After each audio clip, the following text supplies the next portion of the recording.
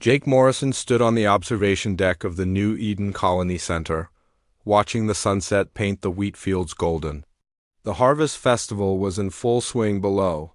Children ran between the market stalls while their parents traded goods and shared stories. The smell of fresh bread drifted up from the bakeries. After 30 years of hard work, the colonists had turned this rocky world into something beautiful. "Another good year," said Lisa Brooks, walking up beside him. "As security, Chief." She usually looked serious, but today she smiled. "The grain stores are full. The water systems are running perfectly. Pete says the new power plant is working better than expected." Jake nodded. Pete Williams was the best engineer they had. If he said something worked well, it really did. "My grandfather would be proud," Jake said.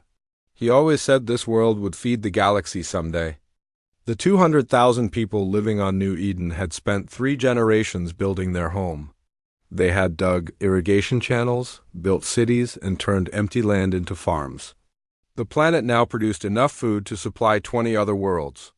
It was humanity's greatest success story, Lisa's radio crackled. "Chief Brooks, we're getting some strange readings from the orbital sensors." She frowned and pressed the button. "What kind of readings, Tom?" "Ships, ma'am. Big ones." "They just appeared out of nowhere." Jake felt his stomach drop. "Ships didn't just appear. They had to travel through space, and their sensors could see them coming from light years away." "How many ships?" he asked. Lisa spoke into her radio. "Tom, how many ships are we talking about?" 50, maybe 60. "And they're huge, bigger than anything I've ever seen." Jake grabbed his own radio. "This is Colony Administrator Morrison." "Oh." "Department heads report to the command center immediately." "This is not a drill." People were still laughing and dancing in the streets below. They had no idea what was coming. Jake had read the reports from the outer colonies about strange ships seen in deep space. Most people thought they were just stories. Now he realized they were all true. The command center filled with people quickly. Pete Williams arrived first, his work clothes still covered in grease. Dr. Helen Carter came next, her medical bag in hand. The other department heads followed, all looking worried. "Tom, put the sensor readings on the main screen," Jake ordered. The display lit up with dots representing the unknown ships. They were arranged in a perfect attack formation, moving toward New Eden at incredible speed. Jake had served in the Earth Defense Force before coming to New Eden. He knew what an invasion fleet looked like. "How long until they reach us?" he asked. 20 minutes, Tom replied, maybe less. Lisa was already moving. "I'm activating the emergency protocols. Everyone needs to get to the shelters immediately." "What about the orbital defense platforms?" Pete asked. Jake shook his head. "We only have 3 platforms. They're designed to stop asteroids, not warships." The first explosions came 15 minutes later. The windows of the command center shook as bright flashes lit up the sky. The orbital platforms were gone in seconds, destroyed by weapons that fired beams of pure energy. "All civilians to the underground shelters," Lisa announced over the colony-wide communication system. "This is not a drill. Move to the shelters immediately." Jake watched the main display as the alien ships entered the atmosphere. They were massive, each one the size of a city block. Their hulls were black metal covered in strange symbols. Energy weapons fired from their undersides, turning buildings into clouds of ash. "They're not trying to capture the colony," Pete said quietly. "They're trying to destroy it." The aliens had no interest in taking prisoners or stealing resources. They wanted to wipe out every human on the planet. Jake had never seen anything so cruel. "The main shelter can hold 50,000 people," Lisa said. "But we have 200,000 colonists." "The mining tunnels?" Pete suggested. "The deep ones where we extract the rare metals. They go down 2 kilometers. The rock is hard enough to stop most weapons." Jake made the decision quickly. "Redirect everyone to the mining complex. Abandon the regular shelters." The next hour was chaos.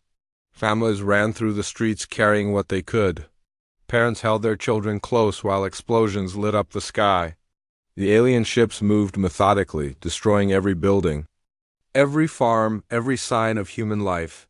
Jake stayed in the command center until the last moment, coordinating the evacuation. When the building finally started to collapse, he ran for the tunnels with Lisa and Pete. Behind them, the city burned. The mining tunnels were packed with people. Families huddled together in the darkness, listening to the sounds of destruction. Above, the tunnel walls shook with each explosion. Children cried while their parents tried to comfort them. How many made it? Jake asked Lisa. She checked her portable computer. 3,000, maybe a few more, the rest. Jake closed his eyes. 197,000 people were dead. An entire civilization destroyed in a single afternoon. Dr. Carter was moving through the tunnels, treating the injured. Many people had burns from the energy weapons. Others were hurt in the panic to reach safety. She worked without rest, saving who she could. We need to contact Earth, Pete said. They have to know what happened here, Jake nodded. The deep communications array might still be working. It's built into the mountain. They made their way through the tunnels to the communication center. The equipment was damaged but still functional. Jake sent out a desperate message to Earth and the other colonies. This is New Eden Colony. We are under attack by unknown alien forces. Colony destroyed, massive casualties. The enemy shows no mercy. They want to kill us all, warn the other worlds. This is only the beginning. As Jake finished the message, the tunnel walls shook again. The aliens were using deeper penetration weapons, trying to reach the survivors. The rock above them grew hot from the energy blasts. They know we're down here, Lisa said. They're trying to finish us off. Jake looked at the 3,000 scared faces around him. These were farmers, teachers, engineers. They had never hurt anyone. They had only wanted to build a better life among the stars. Now they were the last survivors of a world that no longer existed. We have to survive, he told them. We have to live long enough to warn the others. Humanity has to know what's coming. The aliens continued their attack for 3 more days. When they finally left, New Eden was nothing but ash and melted rock. The survivors emerged from the tunnels to find their world dead, but Jake's message had reached Earth, and Earth was listening. President Andrew Hayes stood in the emergency meeting room deep beneath the White House. The message from New Eden played on the wall screen for the 5th time. Jake Morrison's voice cracked as he described the destruction of his world. 12 colonies attacked simultaneously, Admiral Susan Clark reported. New Eden, Kepler Station, Titan 7, and 9 others. Total population lost. Over 2 million people. The room fell silent. 2 million humans dead in a single day. The worst disaster in human history. What do we know about the attackers? President Hayes asked. Clark pulled up images captured by the few surviving orbital cameras. They call themselves the Kethver Empire. We intercepted their communications. They've conquered 47 different species across the galaxy. And now they want to conquer us, said Defense Secretary Robert Kane. Our regular forces can't match their technology. They have weapons that can crack planets. President Hayes felt the weight of humanity's survival on his shoulders. The Earth Defense Force had ships and soldiers, but they were designed to fight other humans, not alien empires with weapons beyond imagination. Sir, said a voice from the back of the room. There is another option. Everyone turned to look at Dr. Nathan Cross. The scientist was old, his hair white, his face lined with wrinkles. He had worked for the government for 60 years, but few people knew exactly what he did. The Titan Protocol, Dr. Cross said quietly. It was developed in 2157 during the asteroid crisis. When humanity faced extinction, we created a backup plan. What kind of backup plan? President Hayes asked. Dr. Cross activated a holographic display. It showed hidden facilities across the solar system. On Luna, Mars, the asteroid belt, and in deep space. Massive industrial complexes that had been dormant for nearly a century. Automated factories, Dr. Cross explained. They can convert any material into weapons, ships, or defensive systems. They're powered by fusion reactors and controlled by advanced artificial intelligence. When activated, they can militarize our entire civilization in months. Admiral Clark leaned forward. Why? Haven't we heard about this before? Because it was too dangerous, Dr. Cross replied. The Titan Protocol doesn't just build weapons, it changes everything. Our entire society becomes focused on war. The factories don't stop building until the threat is eliminated. President Hayes studied the holographic display. The hidden facilities were enormous, some the size of cities. How do we activate them? The protocol requires genetic authorization from descendants of the original volunteers, people whose ancestors agreed to carry dormant enhancement genes. When activated, these people become the commanders of the system. Enhanced how? Asked Secretary Kane. Increased strength, speed, intelligence, and healing. They can interface directly with the automated systems. They become living weapons. Dr. Cross pulled up another display. We estimate there are 50,000 descendants currently alive on Earth. Most don't know they carry the genes. The awakening process happens automatically when the protocol activates. President Hayes made the decision that would change human history. Do it. Activate the Titan Protocol. Dr. Cross nodded and pressed a series of commands into his computer. Across the solar system, dormant systems began to wake up. Danny Rivera was welding steel beams on a construction site in Detroit when the change began. The 40-year-old worker had always been strong, but suddenly he could bend metal with his bare hands. The welding torch felt light as a feather. His vision became sharper, his reflexes faster. Danny, you okay? Asked his supervisor. Carl. Danny looked at his hands. The skin was tougher, almost like armor. I feel different. Similar changes were happening across Earth. Mary Foster, a retired teacher in Portland, found her mind racing at incredible speeds. She could solve complex mathematical problems in seconds. Kevin Stone, a paramedic in Chicago, discovered that cuts and bruises healed in minutes. Instead of days. Dr. Cross monitored the awakening from his laboratory in Antarctica. The genetic triggers are activating perfectly. Enhanced humans are reporting in from every major city. The automated factories were waking up too. On Luna, massive mining robots began converting moon rock into raw materials. On Mars, construction drones started building weapons platforms. In the asteroid belt, entire mountains of metal were being shaped into warships. Mary Foster stood in her living room, watching the news reports about the alien attacks. Her enhanced mind processed information faster than any computer. She could see patterns, connections, strategies that others missed. Her phone rang. Miss Foster? This is Dr. Cross from the Titan Protocol. We need your help. I know, Mary said. I can feel it. The system is calling to me. Within hours, the enhanced humans were being transported to command centers around the world. Danny Rivera found himself at a military base in Colorado, where massive construction mechs waited for operators. The machines were 50 feet tall, equipped with tools that could build or destroy. I've never operated anything like this, Danny told the technician. You don't need training, the technician replied. Your enhanced nervous system will interface directly with the machine. You'll know how to use it. Danny climbed into the cockpit and immediately felt the connection. The mech's sensors became his eyes, its arms became his arms. He could feel the machine's power flowing through him. Kevin Stone was assigned to a medical facility where advanced healing technology waited. Beds that could repair severe injuries in hours. Surgical robots that could perform operations while the patient fought in battle. The old ways of healing are too slow, the facility director explained. In the coming war, we'll need to fix damage instantly. Kevin placed his hands on the healing machines and felt their systems respond to his touch.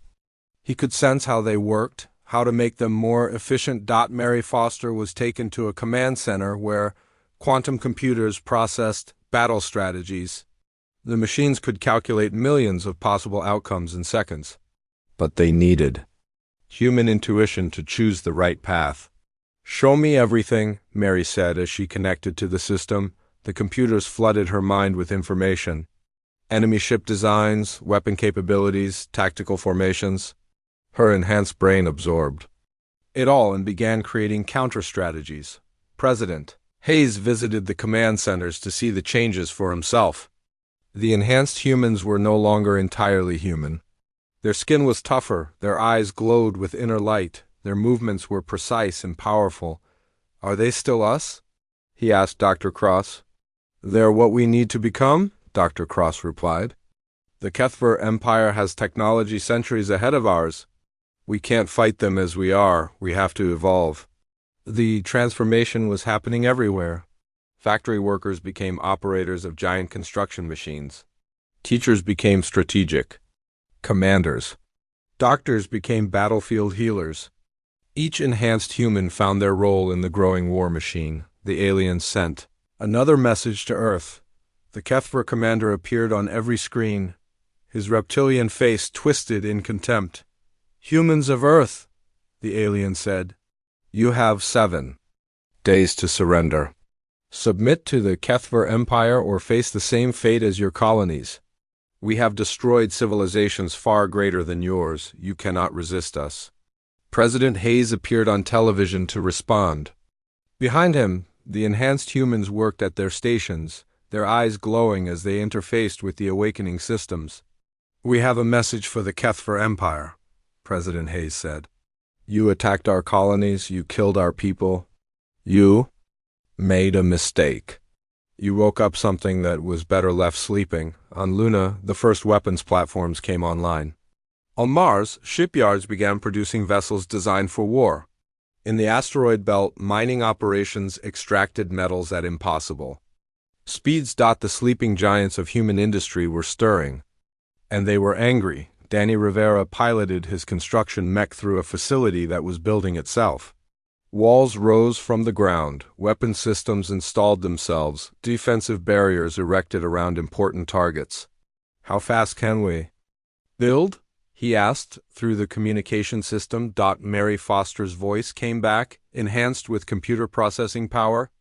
"At current rates, we'll have defensive systems around Earth in 6 weeks, offensive fleets in 3 months. The Kethver won't wait that long," Kevin Stone added from his medical station. "Then we'll have to slow them down," Mary replied. "Bye. Time for the giants to fully awaken." The 7-day deadline passed. The Kethver Empire prepared to attack Earth, expecting to find a defenseless world. Instead, they would discover that humanity had become something new, something far more dangerous than they had ever imagined. 3 months after the colonial attacks, the Kethver Empire prepared for the final assault on Earth. Commander Vextar stood on the bridge of his flagship, studying the reports from his scouts. The humans should have surrendered by now. Instead, they had gone silent. "Any response to our ultimatum?" he asked his communications officer. "Nothing, Commander. The human homeworld has not sent any messages for weeks." Vextar's scaled lips curled in what might have been a smile. "Fear has silenced them. They know their fate is sealed." The Kethver had conquered 47 worlds using the same strategy. First, they destroyed the outer colonies to spread terror. Then, they demanded surrender from the homeworld. Most species gave up without a fight. The few that resisted were crushed quickly. "Send the advanced scouts to the Sol system," Vextar ordered. "Let them see what awaits the humans." The scout ships jumped into hyperspace, expecting to find a defenseless star system. Instead, they found something that made their sensors scream warnings. The space around Earth was filled with structures that hadn't been there before. Massive platforms the size of cities floated in perfect formation. Each one bristled with weapons that the Kethver had never seen before. "Impossible," whispered the scout captain. "These weren't here 3 months ago." The platforms began to move. "Not like ships, but like living things." They flowed through space, their weapons tracking the scout vessels with deadly precision. "Fall back," the captain ordered. "Report to the fleet immediately." Only 2 of the 12 scout ships escaped to bring word to Commander Vextar. The others were destroyed by weapons that fired beams of pure energy, more powerful than anything the Kethver possessed on Earth. Danny Rivera felt the destruction of the enemy scouts through his connection to the defense platforms. He sat in the command center, his enhanced nervous system linked directly to the massive battle stations. 10 scouts destroyed, he reported. 2 escaped. They know we're ready for them. Mary Foster's enhanced mind processed the tactical data. She was connected to quantum computers that could calculate billions of battle scenarios in seconds. Her consciousness had expanded beyond human limits. The main fleet will arrive in 6 hours, she announced. 400 ships, including their command vessel. They're coming in force. Kevin Stone monitored the readiness of the medical systems. Healing stations were positioned throughout the solar system, ready to repair damaged ships and wounded soldiers in minutes instead of days. All medical facilities are online, he reported. We can maintain combat effectiveness even under heavy casualties. President Hayes watched from the main command center as the enhanced humans coordinated humanity's defense. They moved and spoke. In perfect synchronization, their consciousness linked through the quantum communication network. Are they still human? He asked Dr. Cross. They're what humans become when survival is at stake, Dr. Cross replied. They've sacrificed their individual humanity to save our species. The transformation hadn't stopped with the original 50,000. The automated factories were producing enhancement chambers that could upgrade normal humans into Titan-class operators. Volunteers lined up by the thousands to undergo the process. Each enhancement was specialized. Construction workers became mech pilots who could build or destroy with equal skill. Scientists became strategic coordinators who could process information at superhuman speeds. Soldiers became weapons specialists who could interface directly. With the most advanced combat systems, Amy Chun had been a cargo ship pilot before the enhancement. Now she commanded a fleet of vessels that could repair themselves using materials harvested from asteroids. Her ships were living things, growing and adapting to each battle. Hull breach on Deck 7. Her first officer reported during a training exercise. Amy concentrated and felt the ship's systems respond. Self-repair nanobots flowed to the damage section. Within minutes, the breach was sealed and the hull was stronger than before. Damage repaired, she announced. Ship integrity at 105%. Steve Jackson had been a factory worker in Detroit. After enhancement, he piloted mechs that stood 400 feet tall. The machines were equipped with weapons that could crack moons and tools that could build space stations. Target practice complete, he reported from his cockpit. All asteroids in the target zone have been eliminated. The asteroid belt now looked like a construction site. Massive shipyards floated where rocks had been. Automated mining systems extracted metals and processed them into hull plating. The debris of destroyed asteroids became the raw materials. For humanity's war machine, Rachel Green had been a marine biologist before the enhancement. Now she led infiltration teams that could survive in the vacuum of space without protection. Their enhanced bodies could process oxygen from trace elements in space dust. Stealth reconnaissance complete, she reported. Enemy communication frequencies identified. We can intercept their battle plans. The Kethver fleet arrived at the edge of the Sol system expecting to find a primitive species cowering in fear. Instead, they faced a wall of defensive platforms that stretched from Mercury to Neptune. This is impossible, Commander Vextar said as he studied the tactical display. They're barely past atomic technology. How did they build all this? His sensor operator looked up from his station.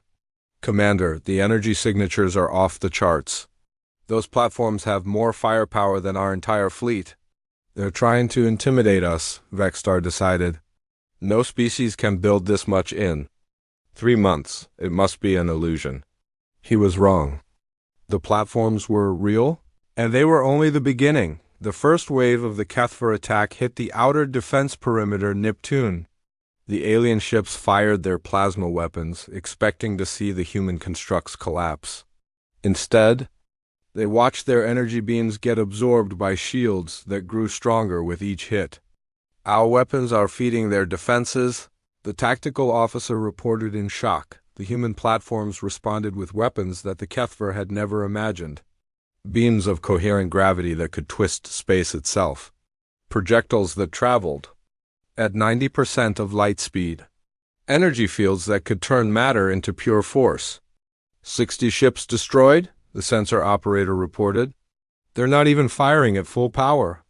Commander Vexstar realized he was facing something beyond his experience. The humans hadn't just built weapons, they had become something new. Something that could fight a galactic empire and win. Full retreat, he ordered. All ships fall back to the outer system. But the human forces didn't let them retreat. The platforms began to move, pursuing the alien fleet with mechanical precision. Each destroyed enemy ship was analyzed instantly.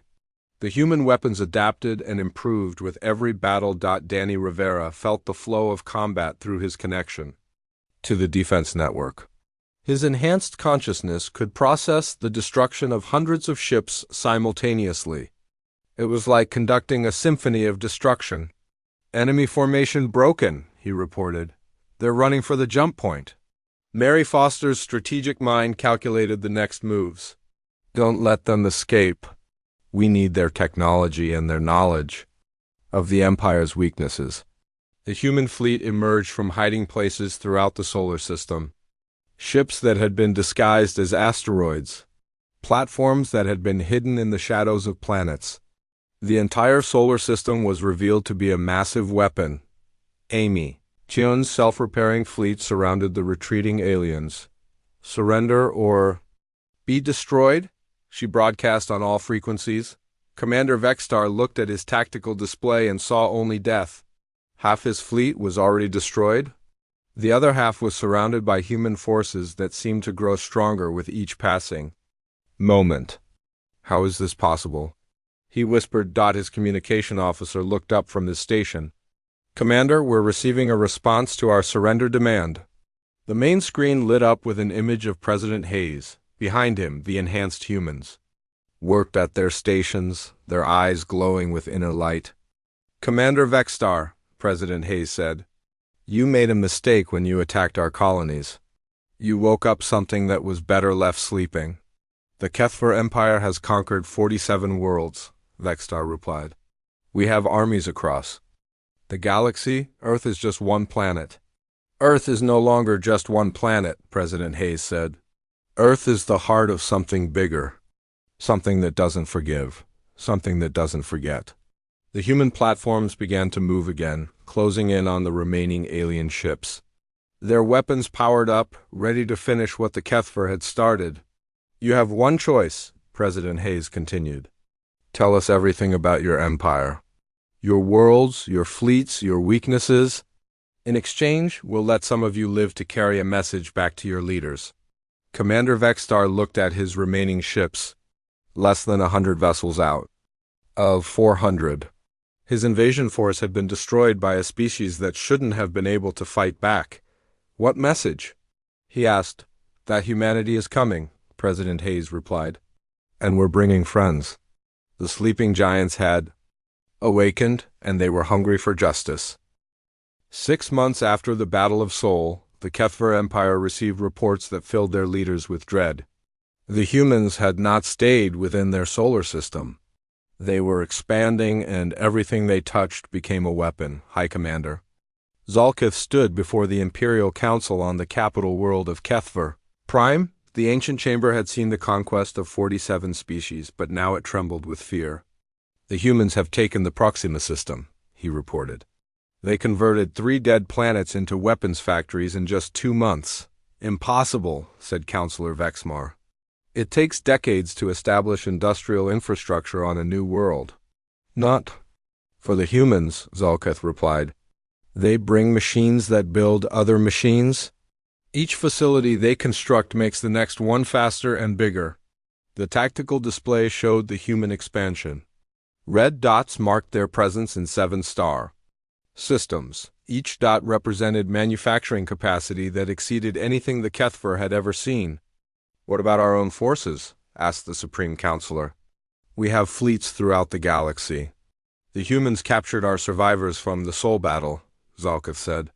They learned our communication codes, our fleet positions, our strategic Plans. They know everything about us. On Earth, the surviving colonists from New Eden worked alongside the enhanced humans.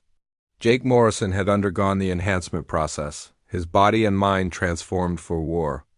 He stood in the command center, coordinating the rescue of human colonies. "The Kepler station survivors are safe," he reported. "We extracted them from the slave camps and brought them to the medical stations." The Kethver had not killed all. The colonists? Some had been taken as slaves to work in their mines and factories. The enhanced humans had made rescuing these survivors their first priority. Dr. Helen Carter, also enhanced, worked in the medical facilities treating the rescued colonists.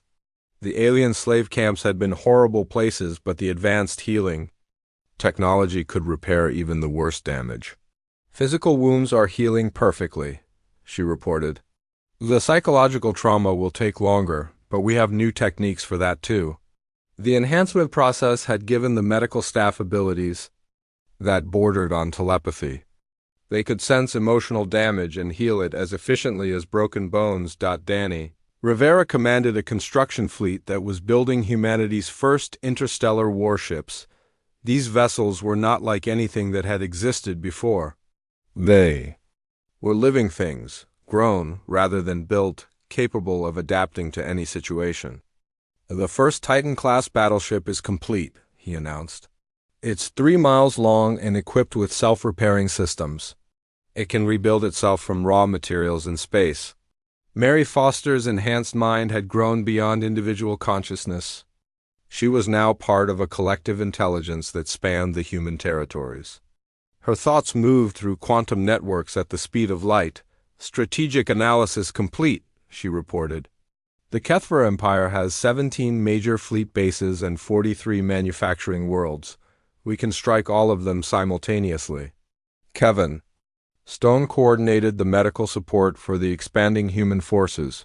His healing stations could now repair battle damage in real time, keeping ships and soldiers in combat even under impossible conditions.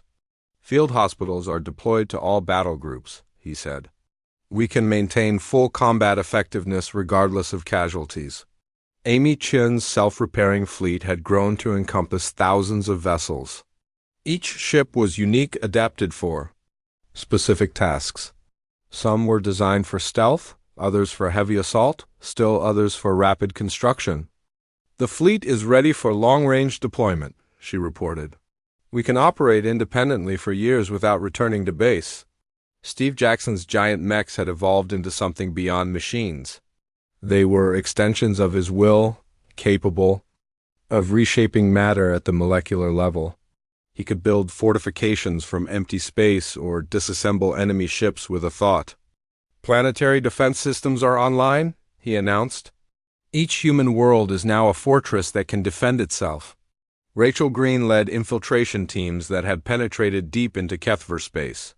Her enhanced soldiers could survive in any environment and adapt to any threat. "Intelligence gathering complete," she reported. "We have detailed maps of their territories and complete tactical assessments of their forces." The human expansion was unlike anything the galaxy had ever seen. Where other species conquered through military force, humans transformed everything they touched. Dead worlds became factory complexes, asteroid fields became shipyards. Empty space became defensive networks. President Hayes addressed the human territories from the command center on Earth. His words were broadcast to every human world and shipped through the quantum communication network. 6 months ago, the Kethver Empire thought they could destroy us, he said. "They killed our people and burned our worlds. They made us into something we never wanted to be." The enhanced humans worked at their stations, their consciousness linked in perfect harmony. They had sacrificed their individual humanity to save their species, and the sacrifice was working. "Now we have a choice," President Hayes continued. "We can stop here, defend our territory, and live in peace. Or we can make sure that what happened to New Eden never happens to anyone else." The answer came from every human world simultaneously. The colonists who had lost their homes, the soldiers who had seen their friends die, the enhanced humans who had given up their humanity for the greater good. We choose justice, they said as one voice. The first human strike force departed for HFY Space. It consisted of 50 Titan-class battleships, each one a mobile fortress equipped with weapons that could crack planets. They were accompanied by construction fleets that could build forward bases from raw materials. Commander Vexstar, now a prisoner on one of the human ships, watched the departure with amazement and horror. The vessels were beautiful and terrible, their hulls shining with living metal that flowed like water. "You don't understand what you're starting," he told his human captors. "The HFY Empire spans half the galaxy. We have allies, treaties, defense agreements." Amy Chun, now serving as fleet commander, looked at the alien with her enhanced eyes. "We know about your allies, we know about your treaties, we know about your defense agreements." "You can't fight the entire galaxy," Vexstar protested. "We're not fighting the galaxy," Amy replied. "We're liberating it." The human fleet moved through space at speeds that defied physics. Their engines bent spacetime itself, allowing them to travel between stars in days instead of months. Behind them, construction fleets followed, building supply bases and defensive networks. The first target was a HFY military base in the Rigel system. The aliens had fortified it with their best weapons and their strongest shields. They thought it was impregnable. They were wrong. The human ships didn't fight like traditional fleets. They flowed through space like living things, their formations changing constantly. Their weapons adapted to enemy defenses in real time. Their hulls repaired damage faster than it could be inflicted. The battle lasted 6 hours. When it ended, the HFY base was gone. In its place stood a human construction facility that was already building the next wave of ships. "One down," Amy reported to Earth. 69 to go. The pattern repeated across HFY space. Military bases fell in hours. Manufacturing worlds were liberated in days. The HFY fleets, designed to fight primitive species, were helpless against human technology, but the humans did something that no conqueror had ever done before. They didn't destroy the worlds they captured. They improved them. Slave labor camps became educational centers. Weapons factories became medical facilities. The species that had been enslaved by the HFY were given their freedom and the technology to defend it. Each liberated world became a human ally. Each rescued species added their knowledge and skills to the growing coalition. The human expansion was not conquest but transformation. On HFY Prime, the Imperial Council watched their empire crumble. World after world fell to the humans. Fleet after fleet was destroyed or captured. The species that had ruled the galaxy for millennia was being swept aside by newcomers who had been considered primitive just months before. "How do we stop them?" asked the Supreme Counselor. High Commander Zalkith looked at the tactical display. Half their territory was already gone, the other half would fall within months. "We don't," he said quietly. "We surrender." The message reached the human fleet as they prepared to assault the HFY homeworld. Amy Chun read the surrender offer and transmitted it to Earth for consideration. President Hayes consulted with the enhanced humans. Their collective consciousness processed the implications in seconds. "What do you think?" he asked the HFY. "Empire ends today," Mary Foster replied. "The question is whether it ends with destruction or transformation." The sleeping giants had awakened, and they had learned to shape the galaxy itself. The human fleet arrived at HFY Prime like a storm of living metal. Amy Chen stood on the bridge of the flagship, watching the enemy homeworld grow larger on the display. The planet was beautiful, with blue oceans and green continents, but it was also the heart of an empire that had murdered millions. "Surface defenses are powering up," reported her tactical officer. "They have planetary shields and orbital weapons platforms." Amy's enhanced consciousness processed the tactical data instantly. The HFY defenses were impressive by galactic standards, but they were designed to fight conventional fleets. They had no answer for ships that could repair themselves and weapons that adapted to any defense.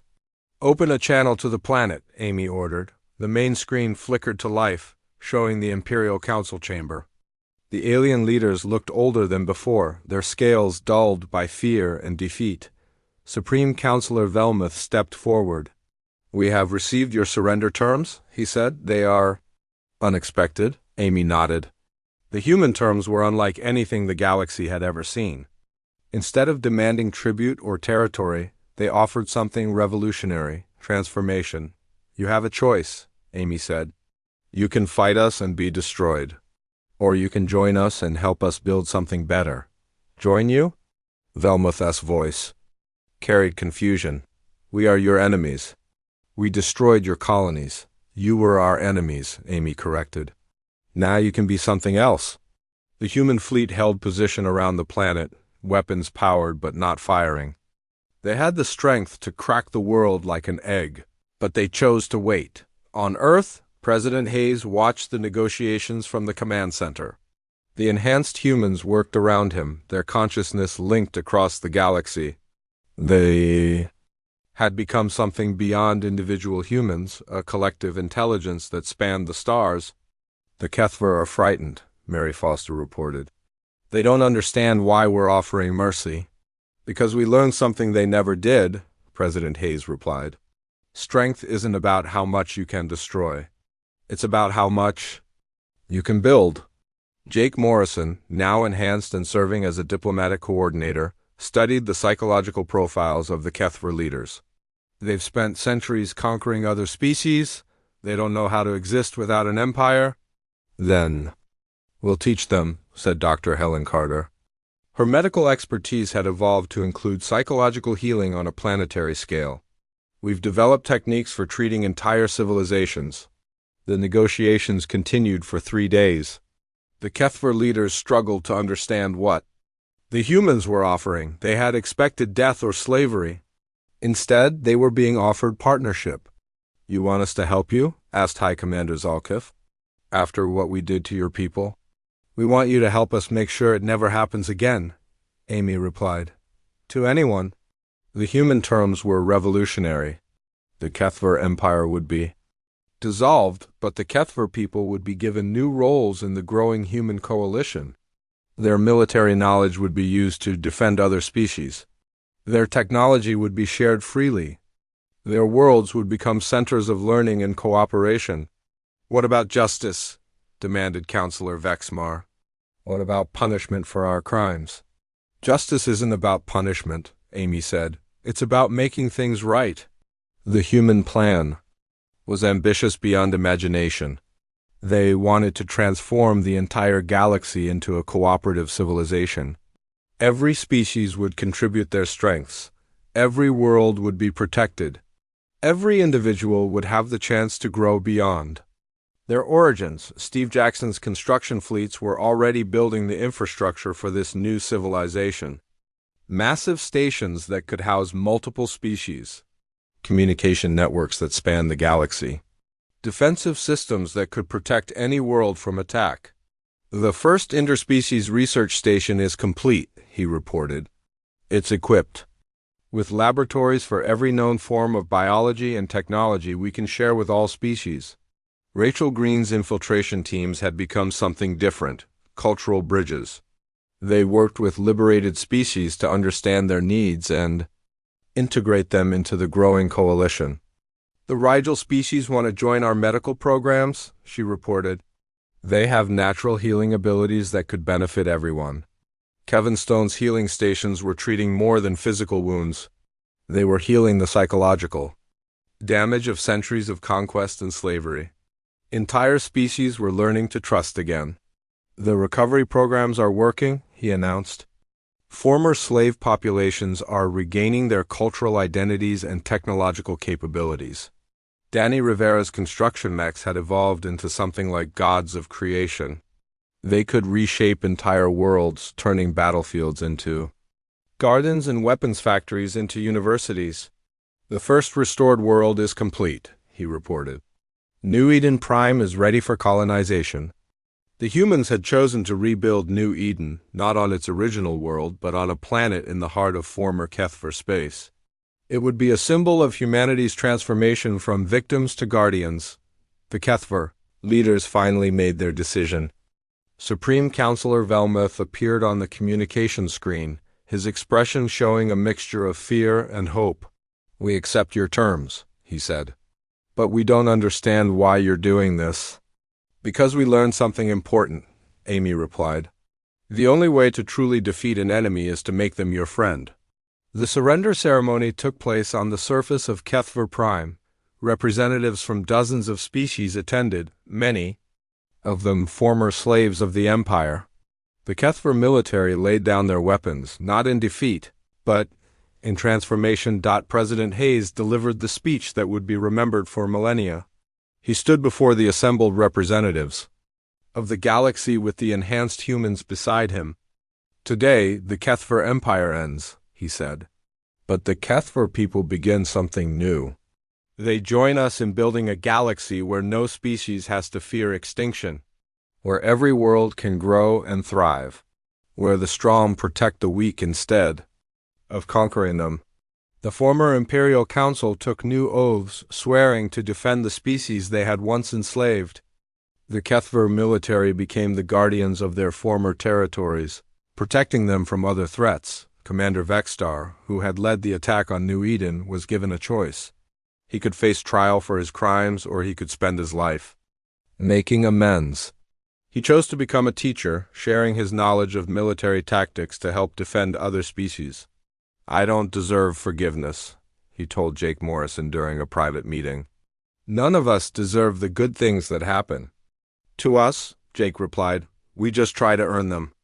The transformation of the galaxy took decades, but the foundation was laid in those first months after the surrender. The human enhancement technology was shared with willing volunteers from other species. The automated construction systems built infrastructure across thousands of worlds. Mary Foster's consciousness had expanded to encompass the entire galactic network. She could think with the minds of millions of enhanced beings, processing information and solving problems on an unprecedented scale. "The Andromeda probe has returned," she announced. "There are other galaxies out there, and some of them need our help." The sleeping giants had awakened to find they were not alone in the universe. Other species in distant galaxies faced their own extinction threats. The human coalition began planning expeditions to help them. 5 years after the surrender, Jake Morrison stood in the rebuilt city of New Eden Prime. The streets were filled with humans and aliens working together. Children of different species played in parks where weapons factories had once stood. "My grandfather always said this world would feed the galaxy," he said to Lisa Brooks, who had also been enhanced and now served as a cultural coordinator. "It's feeding more than that," Lisa replied. "It's feeding hope." The memorial wall in the city center listed the names of everyone who had died in the original attack. 200,000 names carved in stone, but below them was a larger inscription: "They died so that millions could live. Their sacrifice made the galaxy a better place." Dr. Nathan Cross, now ancient but kept alive by the enhancement technology, watched the ceremonies from his laboratory. The Titan Protocol had done more than save humanity. It had transformed them into something the galaxy had never seen before. "The sleeping giants have awakened," he said to his research team, "and they've chosen to be gardeners instead of warriors." The human coalition continued to grow. New species joined every year, attracted by the promise of cooperation instead of conquest. The galaxy was becoming something unprecedented, a civilization based on mutual support rather than domination. Amy Cheung commanded exploration fleets that reached into the void between galaxies. They carried the human message to distant stars, that intelligence was too precious to waste on war, and that cooperation could achieve what conquest never could. The HFY Prime had become a center of learning, where former enemies worked together to solve the challenges facing all species. The planet that had once been the heart of an empire was now the brain of a galactic civilization. In the deepest archives of the Coalition, historians recorded the transformation. How a species that had been targeted for extinction had become the guardians of the galaxy. How the sleeping giants of human potential had awakened not to destroy, but to create. The story of humanity's awakening spread to every world.